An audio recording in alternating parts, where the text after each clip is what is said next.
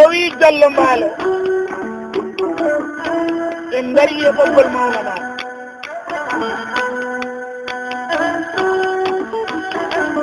ganiraɓe kali tonde o woni Adama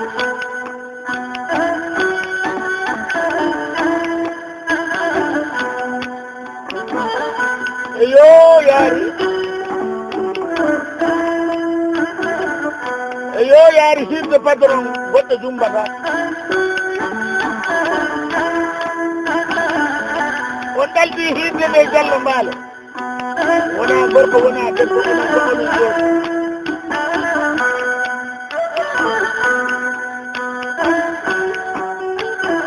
mawɓe noon mbino ɓuɗɗi e inde mum baɗɗiɗo e inde mum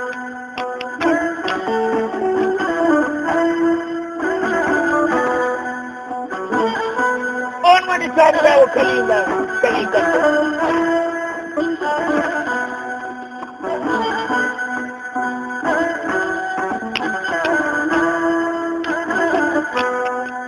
on kalikanto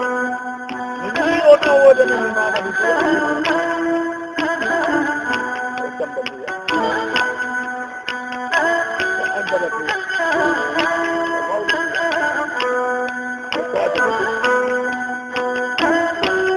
Sadio Mbuya on wonani mi Adama Tambo Ñimma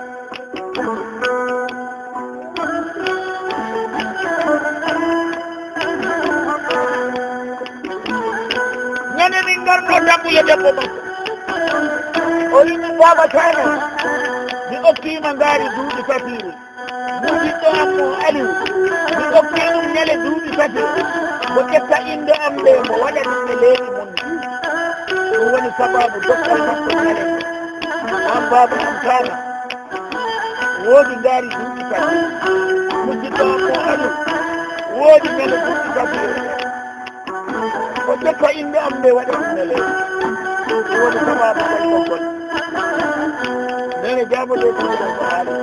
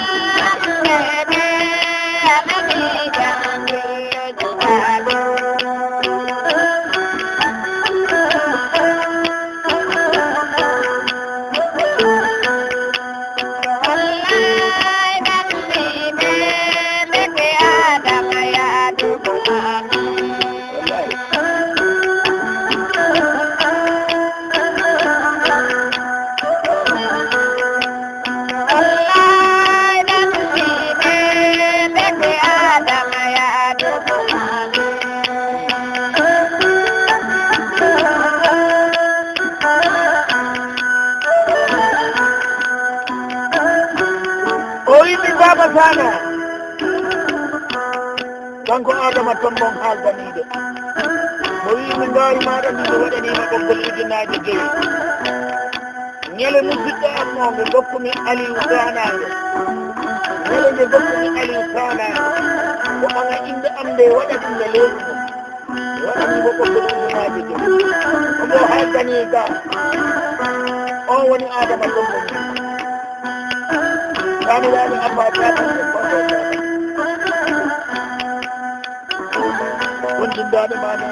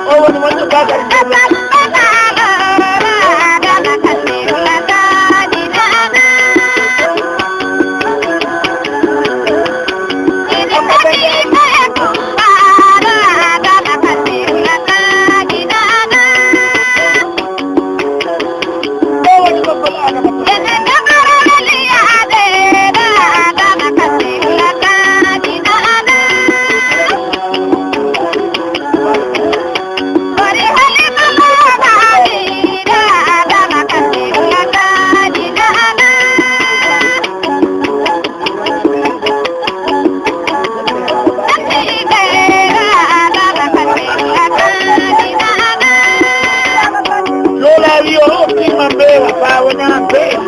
andu beello mbeewa wona o wi o ko mbeewa hokkima joola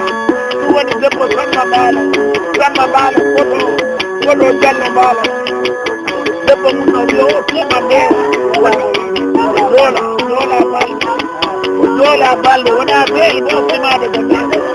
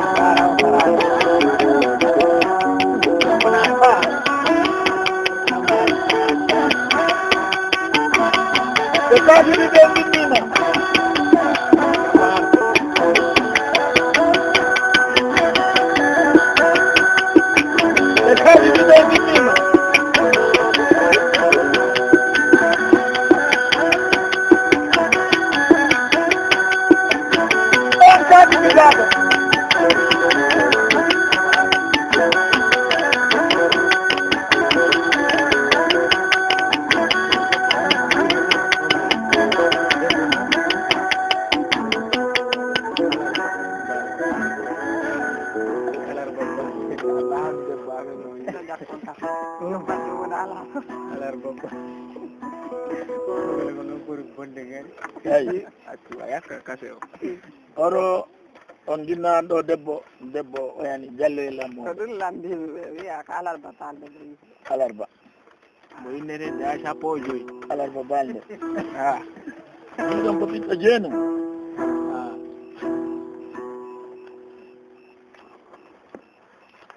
ala on ko ngal andu wattugol paɗal nayewal ɓoggol wona keesuya ko wattude ɗo golɗa tan ñooɗo